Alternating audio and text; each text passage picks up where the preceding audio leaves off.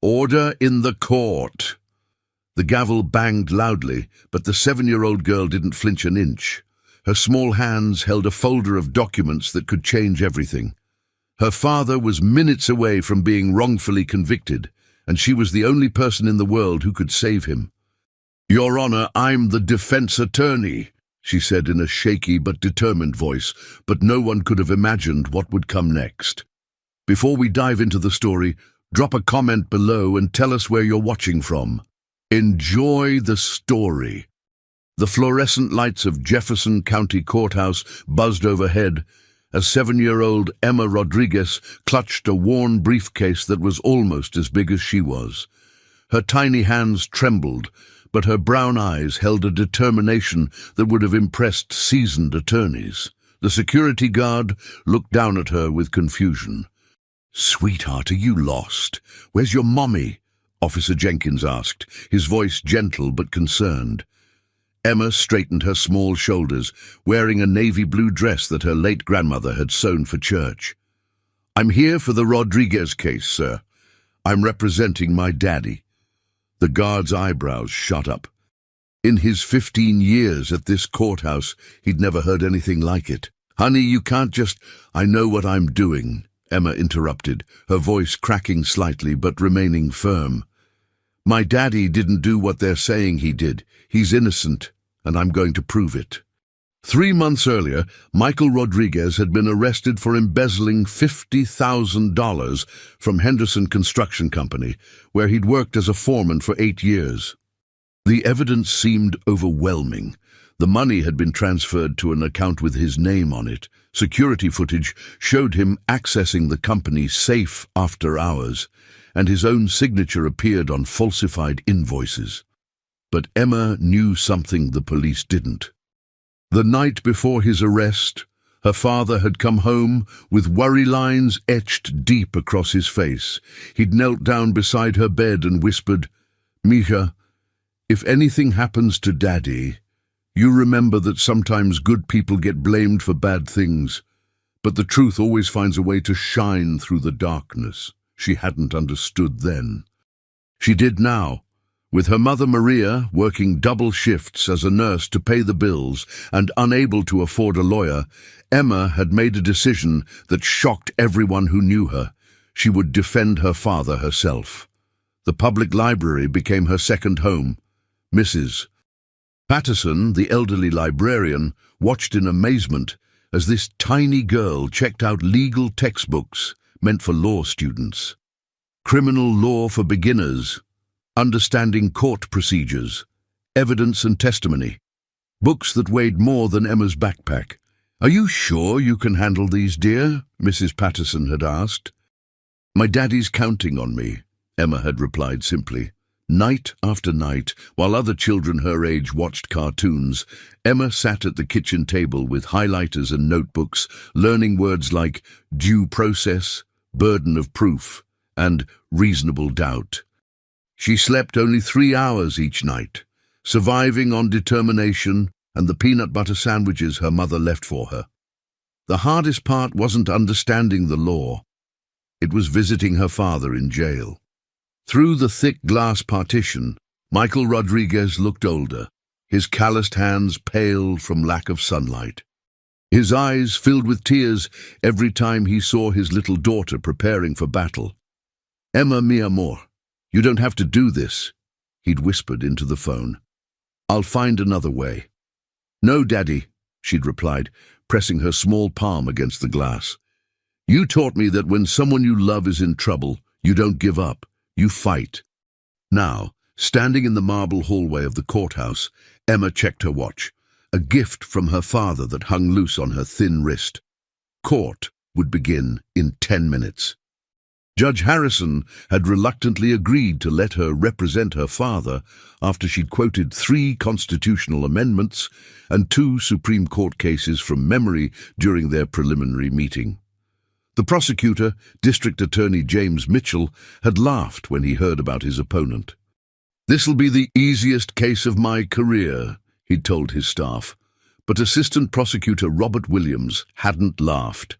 Something about the little girl's fierce determination had made him nervous. very nervous, and for good reason. Emma opened her briefcase and pulled out a manila folder marked Evidence. Inside were documents that would change everything, documents that someone had tried very hard to keep hidden, documents that proved her father was innocent. What she didn't know yet was that the real criminal was closer than she imagined, closer than anyone imagined. As Emma walked toward courtroom 3B, her small footsteps echoing in the vast hallway, she had no idea that someone was watching her every move. Someone who knew exactly what was in that manila folder. Someone who would do anything to make sure those documents never saw the light of day. The courthouse clock chimed 9 o'clock. It was time for the fight of her young life to begin. Judge Harrison's gavel echoed through courtroom 3B as Emma Rodriguez walked through the heavy oak doors. Every head turned. Whispers rippled through the gallery like wildfire. Is that really a child? This has to be a joke. Where are her parents? Indeed, but Emma had eyes only for her father, Michael, sitting at the defendant's table in an orange jumpsuit that hung loose on his diminished frame. When their eyes met, he mouthed silently, "I love you, Mija." District Attorney James Mitchell rose from his chair, his expensive suit and silver hair commanding immediate respect. At 55, he'd never lost a case this straightforward. He glanced at Emma with barely concealed amusement. "Your Honor," Mitchell began, his voice booming, "I object to this circus. A 7-year-old cannot possibly understand the complexities of criminal law." Judge Harrison, a stern woman in her 60s, leaned forward. "Mr. Mitchell, this court has already ruled on Miss Rodriguez's representation. The defendant has waived his right to counsel, and Miss Rodriguez has demonstrated adequate knowledge of legal procedures." Emma stepped forward, her voice clear despite her racing heart. "Your Honor, my father is innocent. The evidence will show that someone else stole that money and framed him for it." The courtroom buzzed with murmurs. Assistant Prosecutor Robert Williams shifted uncomfortably in his seat, his hands clenched so tightly that his knuckles had turned white. He kept glancing at Emma's briefcase, sweat beading on his forehead despite the air conditioning. "Mr. Mitchell, you may present your opening statement," Judge Harrison announced. Mitchell stood, addressing the jury with practiced confidence. "Ladies and gentlemen, this is a simple case of theft. Michael Rodriguez had access to the Henderson Construction Company's safe. Security footage shows him there after hours. The stolen money was found in an account bearing his name. His signature appears on falsified invoices. The evidence is overwhelming and undeniable." Emma watched the jury's faces carefully, just as she'd read about in her legal textbooks. Mrs. Chen, the retired teacher in seat 4, looked sympathetic. Mr. Thompson, the mechanic in seat 7, seemed skeptical of Mitchell's certainty. When Mitchell finished, Emma stood. Her legs felt like jelly, but she remembered her father's words. "Courage isn't about not being scared, Mija. It's about doing what's right, even when you are scared." "Ladies and gentlemen of the jury," Emma began, her young voice carrying surprisingly well in the large room, "my daddy taught me that the truth is like a diamond buried in mud. It might be hard to see at first, but when you wash away all the dirt, it shines brighter than anything else." Some jury members leaned forward, intrigued by the unexpected eloquence from such a small person. "The prosecutor wants you to believe that my father stole money from people he considered family. But diamonds don't lie, and neither does my daddy. I'm going to show you evidence that the real thief is still walking free." As Emma returned to her seat, she noticed Assistant Prosecutor Williams whispering urgently into his phone. His face had gone pale, and his hands were shaking. Something was very wrong. And Emma was beginning to suspect what it was. The prosecution's first witness was Sarah Henderson, daughter of the construction company owner. At 32, she managed the company's finances with meticulous attention to detail. "Miss Henderson," Mitchell began. "Please tell the court about the missing funds." Sarah's voice was steady but sad. $50,000 disappeared from our operating account over 3 months. The money was transferred to an account registered under Michael Rodriguez's name. Emma watched her father's face crumple with pain. He'd worked for the Henderson family for 8 years, building their trust project by project. "And you discovered this how?" Mitchell continued. "Our bookkeeper, Mrs. Garcia, noticed discrepancies in the monthly reports. When we investigated, we found falsified invoices for materials that were never delivered." Mitchell presented the evidence. Bank statements, transfer records, invoices, everything seemed to point directly at Michael Rodriguez. When Emma's turn came to cross-examine, she stood on a small step stool the bailiff had provided. "Miss Henderson," Emma began, her voice gentle, "you said you trust my father like family, right?" "Yes, I did. That's what makes this so heartbreaking. If someone wanted to steal from your company, they'd need to know a lot about how your business works, wouldn't they?" Sarah nodded. "Yes, they'd need access to our computer systems, knowledge of our suppliers, and understanding of our payment schedules. And they'd need to know exactly when and how to avoid getting caught." "Certainly." Emma pulled a document from her briefcase. "Miss Henderson, this is a list of everyone who had access to your computer systems. Can you read the names for the jury?" Sarah's eyes widened as she read. "Sarah Henderson, Frank Henderson, Mrs. Garcia, Robert Williams." Her voice trailed off. "Robert Williams," Emma repeated, looking directly at the assistant prosecutor, who had gone white as a sheet. "That's Mr. Mitchell's assistant prosecutor, isn't it? The same Robert Williams who used to work for Henderson Construction before becoming a lawyer." The courtroom erupted in whispers. Mitchell jumped to his feet. "Objection! Relevance!" Your Honor," Emma said, her young voice strong and clear. "Mr. Williams had complete access to Henderson Construction's financial systems. He knew their procedures, their schedules, and their security measures. Isn't that relevant to who could have committed this crime?" Judge Harrison looked intrigued. "Overruled. Continue, Miss Rodriguez." Emma turned back to Sarah. "When did Mr. Williams stop working for your company?" "About 6 months ago. He left to join the prosecutor's office." "Just 2 months before the thefts began?" Sarah's face showed dawning realization. "Yes. Exactly 2 months." Williams stood abruptly, his chair scraping loudly against the floor. "Your Honor, I need to step out. I'm feeling unwell." But Emma wasn't finished. "Miss Henderson, did Mr. Williams ever ask you about your new security procedures after he left the company?" Mitchell objected again, but Judge Harrison was now fully engaged. "I'll allow it." Sarah's voice was barely a whisper. "Yes. He called me several times, saying he was worried about financial security for his former employers. He asked about our new banking procedures and when we updated our password systems." Emma looked at the jury, then at the empty chair where Williams had been sitting. "No further questions, Your Honor." Deeped, as Sarah Henderson stepped down from the witness stand, her face pale with understanding, Emma knew she'd planted the first seeds of doubt, but she also knew she'd made a dangerous enemy.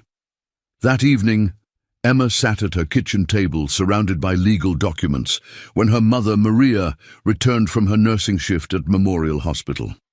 Dark circles shadowed Maria's eyes, and her uniform was wrinkled from a 14-hour day. "Mija, how did it go today?" Maria asked, kissing the top of Emma's head. "I think I found who really stole the money, Mama. But now I'm scared they know I found them." Maria's heart clenched. Her 7-year-old daughter shouldn't have to carry this burden, but with no money for a lawyer and Michael's life hanging in the balance, they had no choice. "Tell me everything, Emma." As Emma explained about Robert Williams and his connection to Henderson Construction, Maria's nursing instincts kicked in. She'd seen enough people in crisis to recognize the signs of guilt and desperation. You need to be very careful, Mija. Cornered animals are the most dangerous. Emma nodded, but her attention was focused on the stack of documents before her. Hidden among her father's employment records, she'd found something that didn't belong, a photocopy of a resignation letter from Henderson Construction dated 6 months ago. But it wasn't William's resignation letter. It was signed by someone named David Chen, the same last name as Mrs. Chen, the retired teacher on the jury. Emma's mind raced. Why would this letter be in her father's file? She grabbed her magnifying glass, another tool from her detective kit, and examined the letter more closely. The signature looked wrong. The handwriting was too neat, too practiced, and the date stamp showed it had been photocopied just 2 weeks ago, long after Williams had already left the company. Someone had planted this evidence. Emma's hands trembled as she realized the implications. If Williams was willing to plant false evidence in her father's file, what else had he done? And more importantly, what would he do to stop her from exposing him? A noise outside made Emma freeze. A car had pulled up across the street, its headlights off. In the darkness, she could see a figure sitting in the driver's seat, watching their house. "Mama," Emma whispered, "someone's outside." Maria looked through the curtain and immediately called 911, but by the time the police arrived 20 minutes later, the car was gone. Officer Martinez, who had responded to the call, was skeptical. "Ma'am, there's no evidence anyone was here. Could have been someone visiting a neighbor." But Emma knew better. As the officer drove away, she noticed something that made her blood run cold. Lying on their front walkway was a child's toy, a small plastic gavel, like the one she'd seen on William's desk during the trial. The message was clear: stop digging or face the consequences. Emma picked up the toy gavel and held it tight. If Williams thought he could intimidate a 7-year-old girl, he was about to learn how wrong he was. The next morning would bring the prosecution's star witness, security guard Tom Bradley, who claimed to have seen Michael Rodriguez at the company's safe after hours. But Emma had spent the night making phone calls to Henderson Construction's night security company. What she'd learned would change everything. Tom Bradley had been lying. And Emma had the phone records to prove it. The next morning brought unexpected drama. Assistant Prosecutor Robert Williams was nowhere to be found. His secretary told Judge Harrison that he'd called in sick with food poisoning, but Emma noticed Mitchell's worried glances toward the empty chair. "Your Honor," Mitchell announced, "the prosecution calls Tom Bradley to the stand." Tom Bradley, a heavy-set man in his 50s with graying hair, took the oath with confidence. As Henderson Construction's night security guard, his testimony was crucial to the prosecution's case. "Mr. Bradley," Mitchell began, "please tell the court what you saw on the night of March 15th. I was doing my regular rounds when I saw Michael Rodriguez entering the building around 11 p.m. He used his keycard and went straight to Mr. Henderson's office. Did you think this was unusual? Very unusual. Employees weren't supposed to be there after 9 p.m. without special authorization." Emma listened carefully, taking notes in her childish handwriting. But something bothered her about Bradley's testimony. She'd spent hours the night before calling the security company that employed Bradley, and what she'd learned was explosive. "Mr. Bradley," Mitchell continued, "what did you do when you saw Mr. Rodriguez?" "I followed him and watched through the office window. I saw him open the safe and remove several items. Then he used the computer for about 20 minutes.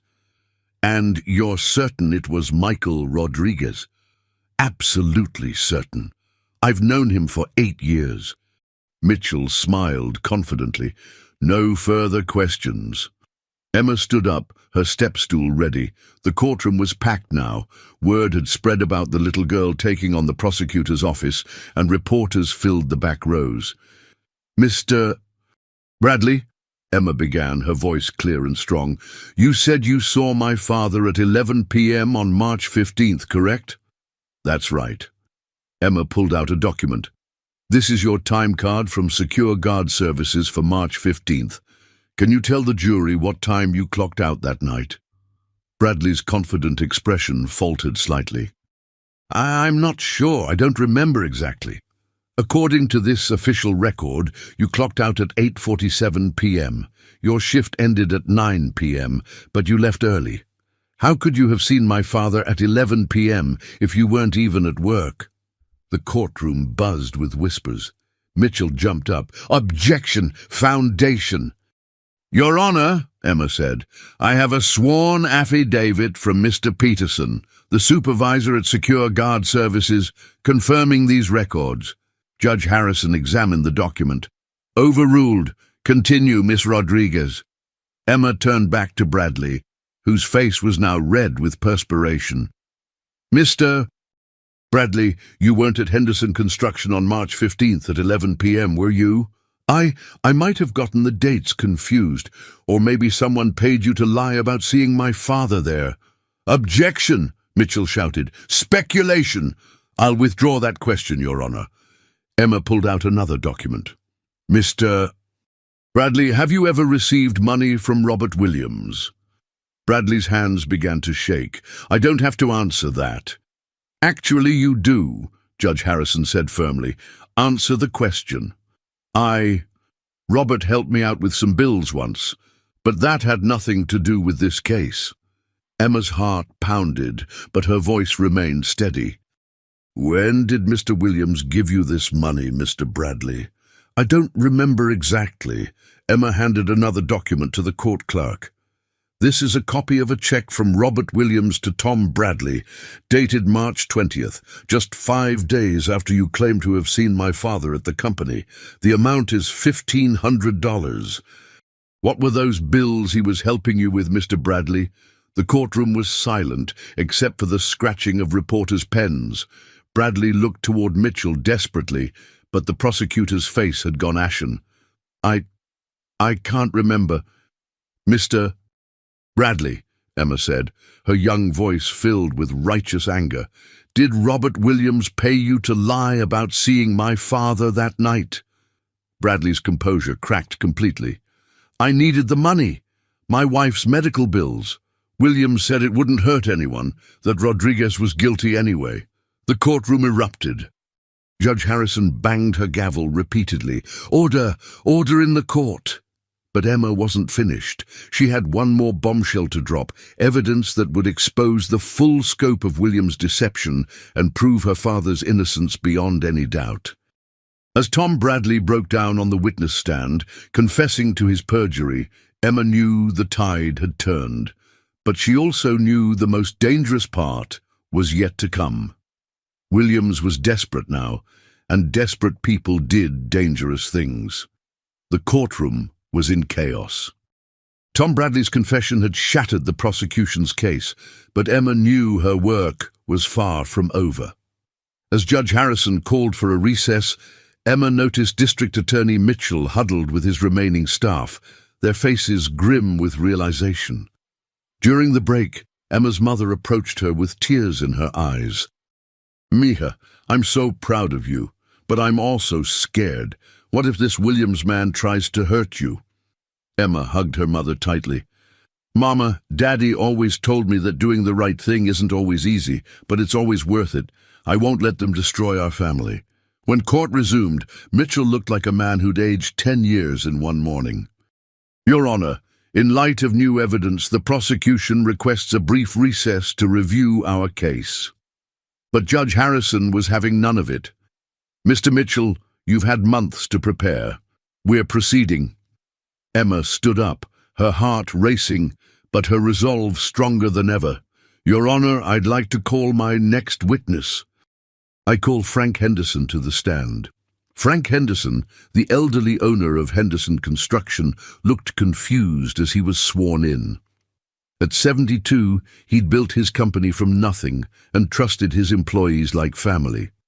"Mr. Henderson," Emma began, "you said you trusted my father completely, right?" "Michael was like a son to me.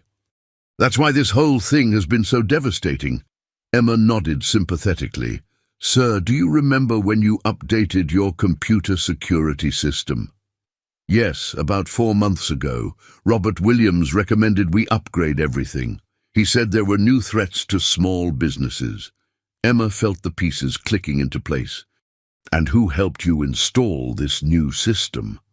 "Robert did. He stayed late several nights to make sure everything was set up properly, said he wanted to make sure we were protected." "Mr. Henderson, during those nights when Mr. Williams was alone with your computer system, did he ask for the new passwords and access codes?" Frank's face began to show understanding. "Yes, he said he needed them to test the security. I gave him full administrative access." Emma pulled out her final piece of evidence, a document she'd been saving for exactly this moment. "Mr. Henderson, I'd like you to look at this bank statement. It shows the account where the stolen money was deposited." Frank examined the document, his hands trembling slightly. "This says it's Michael's account, but what, Mr. Henderson? The address on this account isn't Michael's address. It's 1247 Oak Street, apartment 3B. That's where Robert Williams lives. I helped him move there when he left the company." The courtroom exploded in gasps and whispers. Emma felt a surge of triumph, but it was tempered by the knowledge that she'd just exposed a dangerous criminal who had everything to lose. "Mr. Henderson," Emma continued, "did Mr. Williams have access to employee personal information, including social security numbers?" "Yes. As our former accountant, he had access to all personnel files." Emma turned to address the jury directly. "Ladies and gentlemen, Robert Williams used his knowledge of Henderson Construction's systems and his access to my father's personal information to open a fake bank account. He stole $50,000 and framed an innocent man." As Frank Henderson stepped down from the witness stand, his face filled with remorse for doubting Michael, Emma knew she'd proven her father's innocence. But her victory was interrupted by a commotion at the back of the courtroom. Officer Martinez burst through the doors, his radio crackling with urgent messages. "Your Honor," Martinez announced, "we have a situation. Robert Williams has been apprehended attempting to flee to Mexico with over $100,000 in cash. He's confessed to embezzling from Henderson Construction and framing Michael Rodriguez." The courtroom erupted in cheers, but Emma's triumph was bittersweet. As she looked at her father's tear-streaked face, she realized this was only the beginning of her fight for justice. Because Emma Rodriguez had just discovered something that would change her life forever. She had a gift for seeing the truth when others couldn't, and she was going to use that gift to help people who had nowhere else to turn. The youngest lawyer in American history had just won her first case, but this victory would lead to a revelation that no one, not even Emma herself, could have imagined. 3 weeks after Michael Rodriguez walked free from Jefferson County Courthouse, Emma's life had transformed in ways she never could have imagined. The little girl who had trembled with her oversized briefcase was now the subject of national headlines. 7-year-old legal prodigy saves father, the youngest lawyer in American history. Child genius takes on the system. But fame came with a price Emma hadn't expected. Their small apartment on Maple Street was now constantly surrounded by news vans and reporters. Emma couldn't walk to the library without being followed by cameras. Her mother, Maria, had to take leave from her nursing job to protect Emma from the media circus. "Mija," Maria said one evening as they watched yet another news report about Emma's case, "I'm worried about you. You're only 7 years old. You should be playing with dolls, not giving interviews to CNN." Emma looked up from the stack of letters that had arrived that day, requests for help from families across the country who couldn't afford lawyers. Each letter contained a story of injustice, a plea for someone to believe them when no one else would. "Mama, look at this," Emma said, holding up a letter written in shaky handwriting. "Mrs. Patterson from Alabama says her grandson was wrongly accused of selling drugs at school. The evidence doesn't make sense, but no one will listen to her because she's just a grandmother. Maria's heart ached as she watched her daughter's innocence battling with her sense of justice. "Emma, you can't save everyone." "But what if I can save some of them?" Emma replied, her brown eyes reflecting a wisdom far beyond her years. "What if God gave me this gift for a reason?" The next morning brought an unexpected visitor. Judge Harrison stood at their door, her usually stern expression softened with genuine concern. "Mrs. Rodriguez, may I speak with Emma?" Judge Harrison asked. "I have a proposition that might interest you both." In their tiny living room, Judge Harrison explained that the American Bar Association was considering creating a special provision for exceptional minors to practice law under strict supervision. Emma would be the first candidate for this groundbreaking program. "Emma," Judge Harrison said, "you've shown remarkable legal acumen, but you need proper training. Harvard Law School has offered to create a special educational track for you. You'd study with professors while still being a child, with full protection and support." Emma's eyes widened. Harvard Law School, the place she'd only dreamed about while reading legal textbooks in the library, but there was a catch. "You'd have to move to Cambridge, Massachusetts. It would mean leaving your family, your friends, everything familiar." Emma looked at her mother, seeing the conflict in Maria's eyes.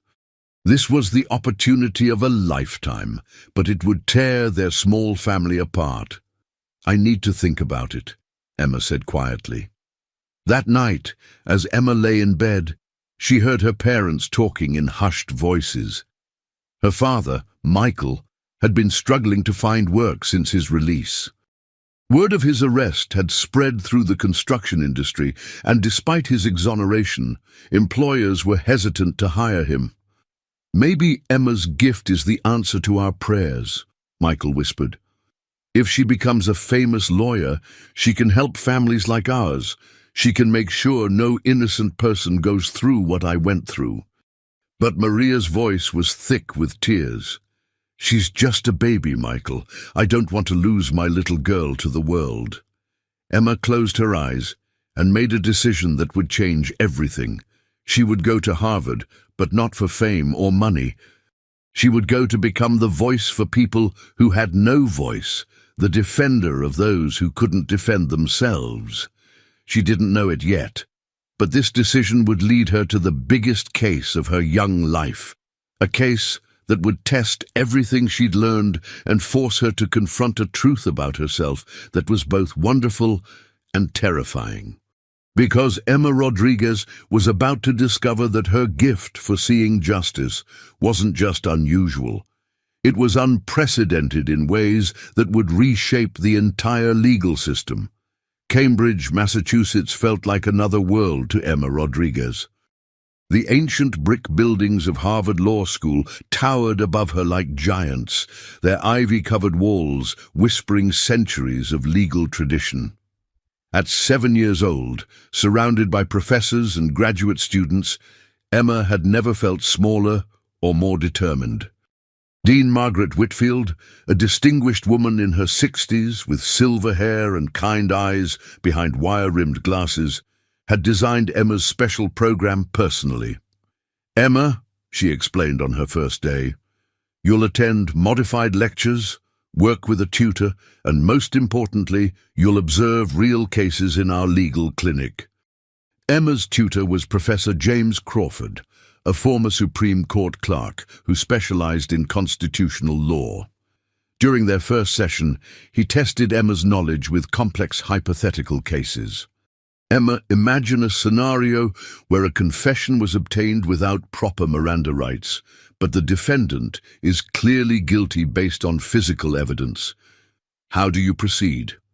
Emma considered carefully. "Professor Crawford, guilt doesn't matter if the system is broken.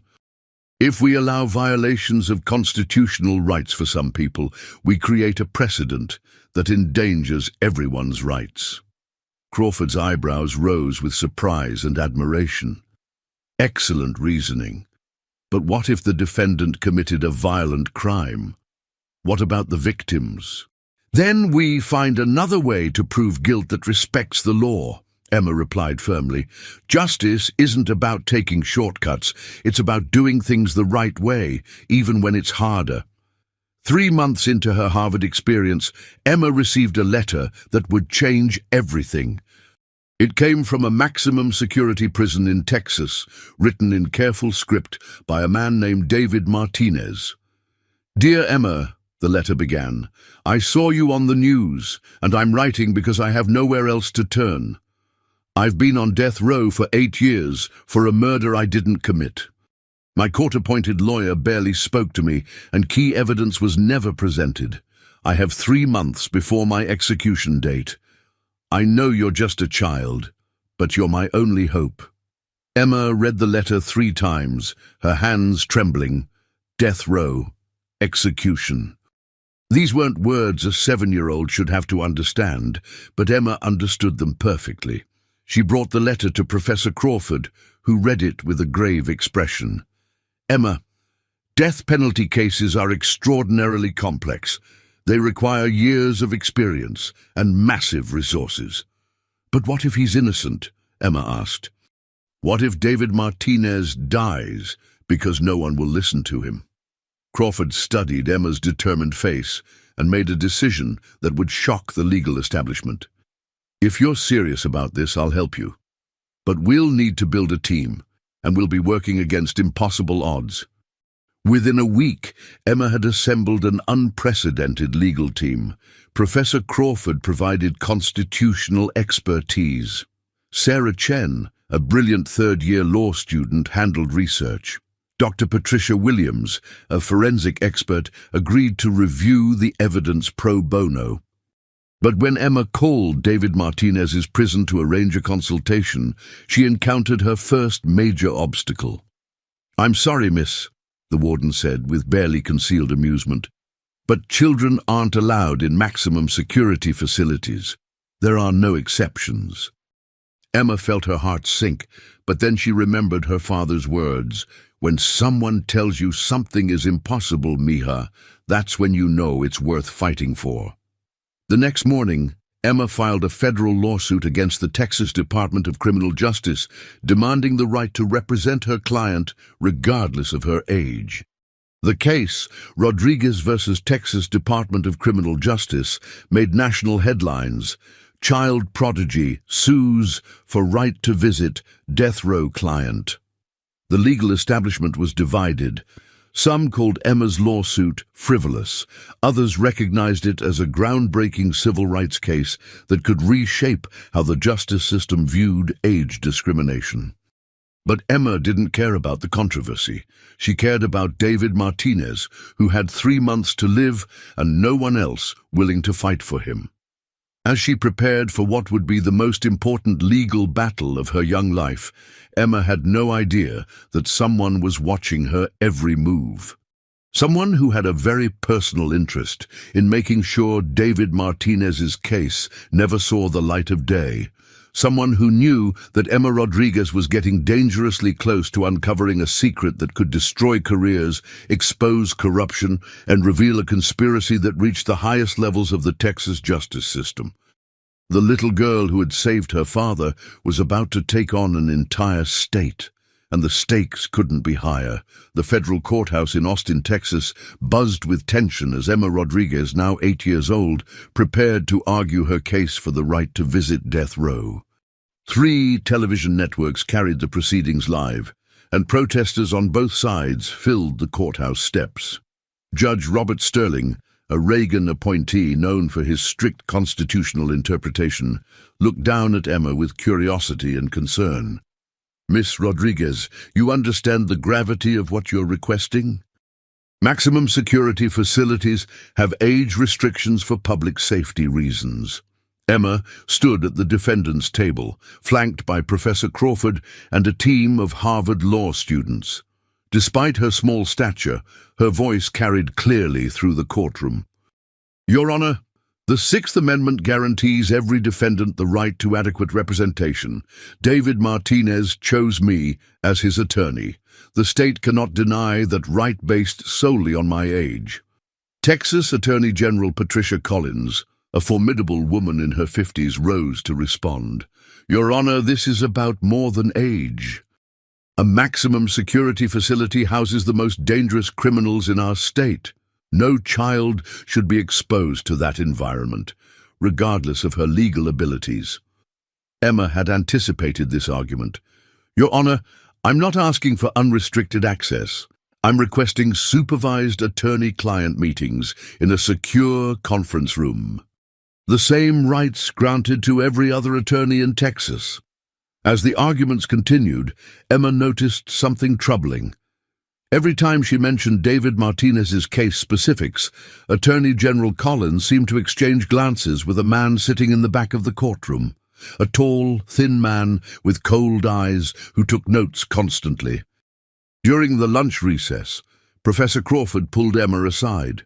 "Emma, I've been researching David Martinez's original case. There are some disturbing inconsistencies." Emma listened intently as Crawford explained. The key witness who identified Martinez changed his story 3 times. The murder weapon was found 2 weeks after the crime scene was supposedly secured, and the DNA evidence that convicted him was processed by a lab that's since been discredited for falsifying results.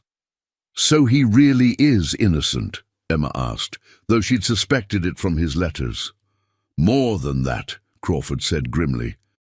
"I think someone deliberately framed him, and I think they're very nervous that you're getting involved."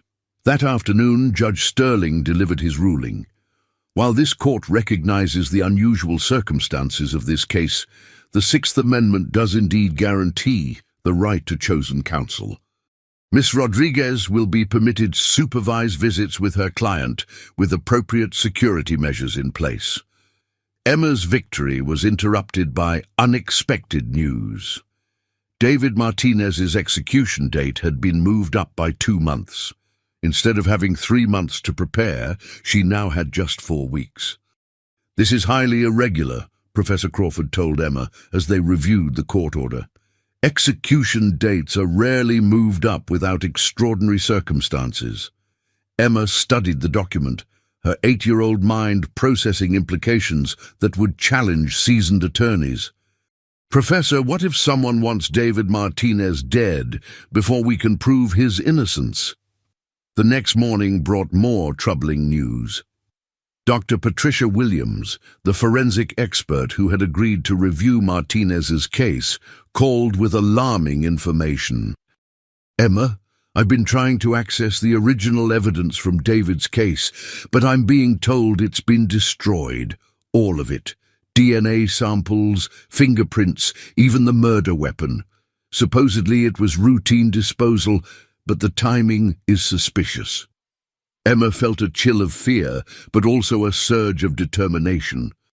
Someone was going to extraordinary lengths to prevent her from investigating this case, which meant she was on the right track. "Dr. Williams, they can destroy evidence, but they can't destroy witnesses. David's original lawyer is still alive, and so is the prosecutor who put him on death row. If we can't prove David's innocence with physical evidence, we'll have to prove it with the truth." What Emma didn't know was that the prosecutor who had convicted David Martinez 15 years earlier was now in a position of immense power, a position that would allow him to make Emma's investigation much more dangerous than she realized. As Emma prepared for her first visit to death row, she had no idea that she was walking into a trap that had been 15 years in the making. A trap that would test not just her legal skills, but her courage, her wisdom, and her unwavering belief that justice was worth any sacrifice. Time was running out for David Martinez, but time was also running out for the people who had framed him, because Emma Rodriguez was coming, and she was bringing the truth with her. The maximum security unit of Huntsville State Penitentiary felt like entering another world. Emma walked through multiple checkpoints, her 8-year-old hand dwarfed by the massive security doors that clanged shut behind her. Guard Captain Morris, a stern but surprisingly gentle man, escorted her to the attorney conference room. Miss Rodriguez, Captain Morris said quietly. In 30 years of working here, I've never seen anything like this. That man has maintained his innocence every single day for 8 years. Never caused trouble, never stopped hoping. Most death row inmates. They change after a while. David Martinez hasn't, makes you wonder. Ocha? When Emma first saw David Martinez through the reinforced glass, her heart broke. At 35, he looked older than her father, his dark hair prematurely grey, his eyes holding a sadness that seemed bottomless. But when he smiled at her, she saw something else. Hope. "You must be Emma," David said through the intercom, his voice gentle despite everything. "I can't believe a little girl is willing to fight for me when the whole system gave up." Emma opened her briefcase, a new one, properly sized for her growing collection of legal documents. "Mr. Martinez, I believe you're innocent. But I need you to tell me everything about the night Patricia Hendricks was murdered." David's story was heartbreaking. 15 years ago, he'd been a college student working part-time at a convenience store to pay for his education. The night of the murder, he'd been studying at the library until closing, then had gone straight home to his apartment.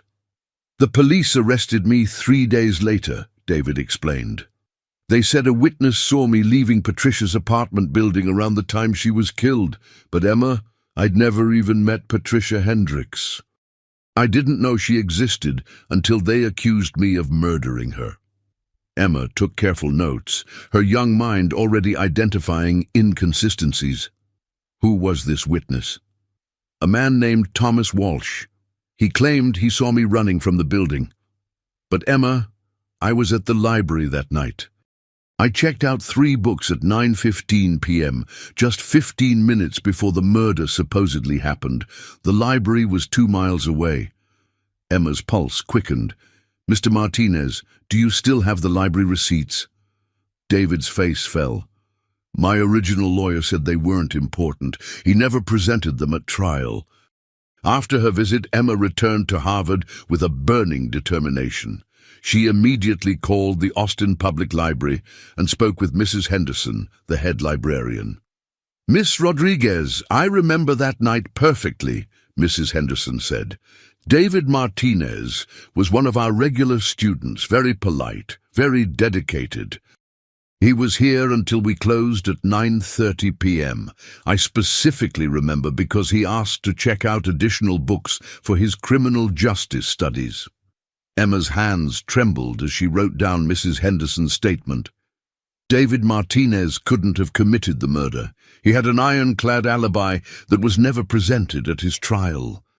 But the revelation that shattered Emma's understanding of the case came when she researched the prosecutor who had convicted David Martinez 15 years earlier, District Attorney William Morrison.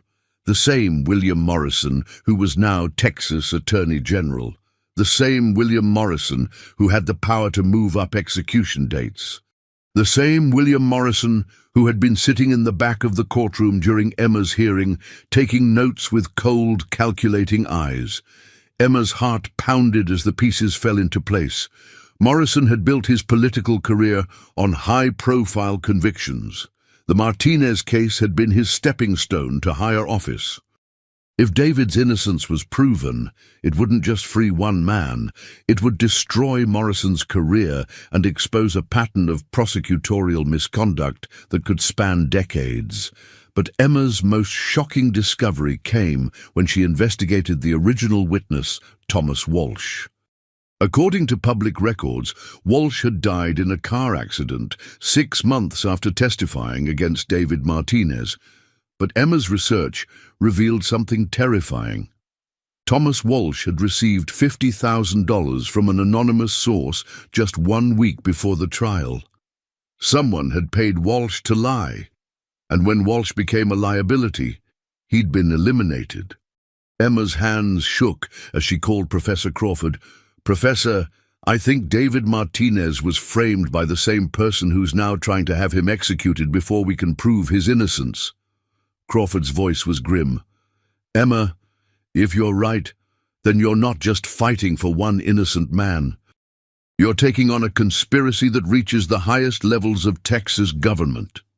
Emma looked at the photo of David Martinez she kept on her desk, a man who had spent 8 years on death row for a crime he didn't commit, whose execution was now just 2 weeks away. "Then that's what we'll do, Professor. We'll take them all down." But Emma didn't know that William Morrison had been monitoring her investigation from the beginning, and he'd just made a decision that would put Emma in more danger than she could imagine. The conspiracy was about to fight back, and they were willing to do anything, including harming a child, to keep their secrets buried. 10 days before David Martinez's scheduled execution, Emma Rodriguez received a phone call that changed everything. The voice on the other end was disguised, electronic, but the message was crystal clear. "Stop investigating the Martinez case, little girl, or you and your family will regret it." Emma's hands trembled as she hung up the phone, but her resolve only strengthened. She immediately called FBI agent Sarah Chen, no relation to her jury member from her father's case, who had been quietly investigating corruption in the Texas justice system. "Emma," Agent Chen said during their secure video call, "we've been building a case against William Morrison for 3 years. Your investigation has provided the missing pieces we needed. But you're in real danger now. Morrison's career, his freedom, everything depends on David Martinez dying before the truth comes out." Emma was staying in a secure apartment near Harvard, protected by federal marshals, but she couldn't shake the feeling that time was running out for David. Her legal team had filed emergency appeals, presented new evidence, and even petitioned the governor for clemency. But every door seemed to slam shut as soon as Morrison's influence reached it. "Professor Crawford," Emma said during one of their late-night strategy sessions, "what if we can't save David through the courts? What if the system is too corrupt?" Crawford looked at his remarkable 8-year-old student with deep sadness. "Emma, sometimes the system fails good people. Sometimes justice is delayed so long that it becomes injustice." But Emma refused to accept defeat. She had learned something in her young life that many adults never understood. Sometimes the most powerful weapon against corruption wasn't legal precedent or political influence. Sometimes it was simple truth, spoken by someone brave enough to say it. That's when Emma made a decision that would shock the nation. She called a press conference for the morning of David Martinez's execution. Every major news network, newspaper, and online outlet would be there. She would present all her evidence publicly, expose the conspiracy, and force the world to see what was happening. "Ladies and gentlemen," Emma began, standing behind a podium specially lowered for her height, "my name is Emma Rodriguez, and I'm here to tell you about the greatest miscarriage of justice I've ever witnessed." For 20 minutes, Emma laid out her case with devastating precision. She presented the library records that proved David's alibi. She showed the financial records proving Thomas Walsh was paid to lie. She revealed the pattern of prosecutorial misconduct that had characterized Morrison's career. David Martinez has been on death row for 8 years because William Morrison needed a conviction to advance his political career, Emma declared, her young voice carrying the weight of absolute conviction. "In 6 hours, an innocent man will die unless we stop this travesty."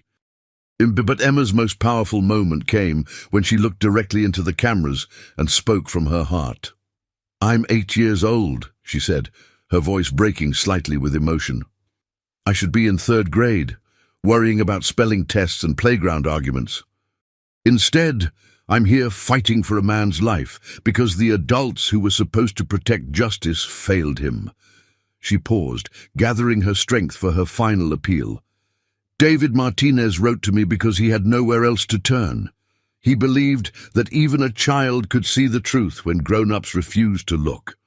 Today, I'm asking all of you to be children again, to see this case with clear eyes and honest hearts, to demand justice not because it's politically convenient, but because it's right." Emma's press conference was broadcast live across the nation. Social media exploded with support for David Martinez. Protesters gathered outside the Texas state capitol. Phone lines to the governor's office were jammed with calls demanding clemency. But William Morrison wasn't finished fighting. In the shadows, he was preparing one final desperate move to silence Emma Rodriguez forever. As the clock ticked toward David Martinez's execution, Emma had no idea that she'd just painted a target on her back. Morrison had decided that if he was going down, he wouldn't go down alone. The little girl who had started this journey to save her father was about to face the greatest test of her young life. And this time, legal briefs and courtroom arguments wouldn't be enough to save her. The final confrontation was coming, and only one of them would survive it with their integrity intact. At 5:47 p.m., on what was supposed to be David Martinez's final day on Earth, Emma Rodriguez sat in a secure FBI conference room watching the most important phone call of her life. FBI agent Sarah Chen held the receiver with steady hands, but Emma could see the tension in her eyes.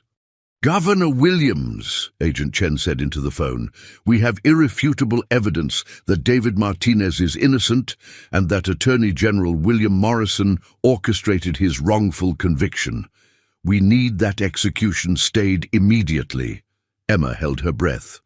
After months of fighting, after exposing corruption at the highest levels, after putting her own safety at risk, everything came down to this moment. "Yes, sir," Agent Chen continued.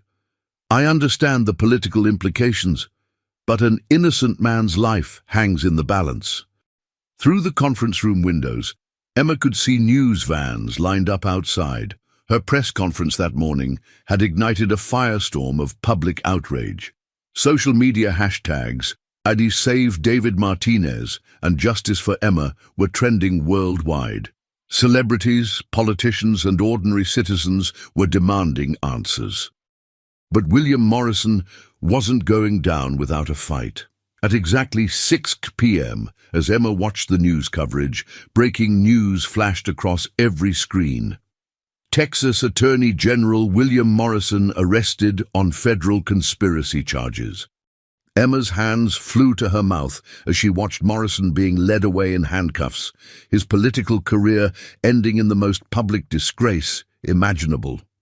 FBI agents had raided his office and home simultaneously, finding evidence of not just David Martinez's wrongful conviction, but a pattern of corruption spanning 2 decades. Agent Chen hung up the phone with a smile that lit up the entire room. "Emma, Governor Williams has granted David Martinez a full pardon.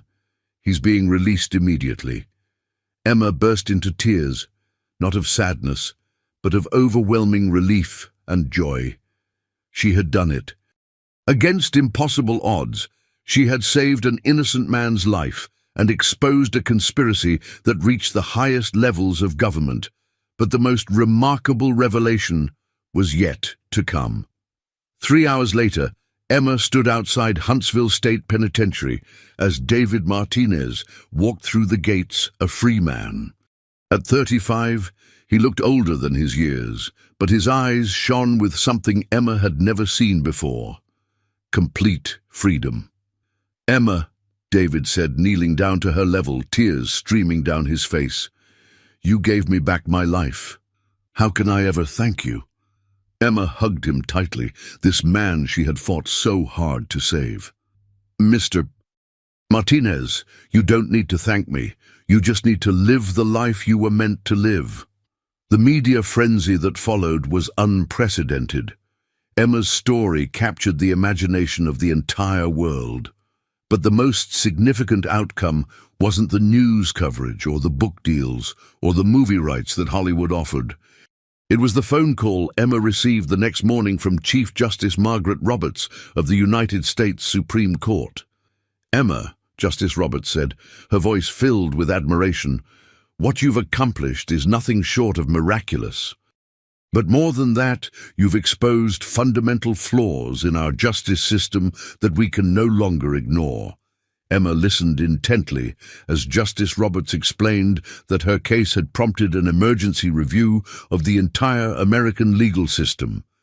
Because of your work, Congress is drafting the Martinez Act, comprehensive judicial reform that will prevent wrongful convictions and ensure that no innocent person ever faces execution again. You've quite literally changed the course of American justice. But the revelation that took Emma's breath away came next. Emma, there's something else. Your legal work in the Martinez case has been reviewed by constitutional scholars across the nation. Your brief was so thoroughly researched, so brilliantly argued, that it's being studied in law schools as a masterpiece of legal reasoning. Justice Roberts paused, and Emma could hear the smile in her voice. Emma Rodriguez, at 8 years old, you have just become the youngest person in American history to single-handedly overturn a death sentence, expose government corruption, and inspire federal legislation. You're not just a remarkable child, you're a legal pioneer who will be remembered alongside the greatest advocates for justice in our nation's history. 6 months later, Emma stood in the Rose Garden of the White House as President Johnson signed the Martinez Act into law. David Martinez stood beside her, now working as a victims' rights advocate, dedicating his freedom to helping others who had been failed by the system. "Emma," President Johnson said, as he handed her the ceremonial pen used to sign the legislation, "you've proven that justice isn't about age or experience. It's about courage, determination, and an unwavering belief that truth will prevail." Emma looked out at the crowd gathered for the ceremony. Her parents, Professor Crawford, Judge Harrison, and hundreds of others who had supported her journey. But her eyes found David Martinez, the man whose life she had saved, who now had the chance to make his dreams come true. "Mr. President," Emma said, her voice clear and strong, "my daddy always told me that doing the right thing isn't always easy, but it's always worth it. Today, I know he was right." As applause echoed through the Rose Garden, Emma Rodriguez, now 9 years old, realized that her journey was just beginning. She had saved one innocent man, but there were thousands more who needed her help. The little girl who had entered a courthouse trembling with fear had become something the world had never seen before, a child who could move mountains, change laws, and prove that even the smallest voice could speak the loudest truth. And somewhere in Texas, William Morrison sat in a federal prison cell, finally paying the price for his crimes, while David Martinez walked free under the same sun that had once been scheduled to set on his life forever. Justice, Emma had learned, wasn't just about winning cases. It was about making sure that no one, no matter how small, how young, or how powerless they seemed, ever had to face injustice alone. The youngest lawyer in American history had become something even more remarkable, a beacon of hope for anyone who had ever been told their fight was impossible, and Emma Rodriguez was just getting started.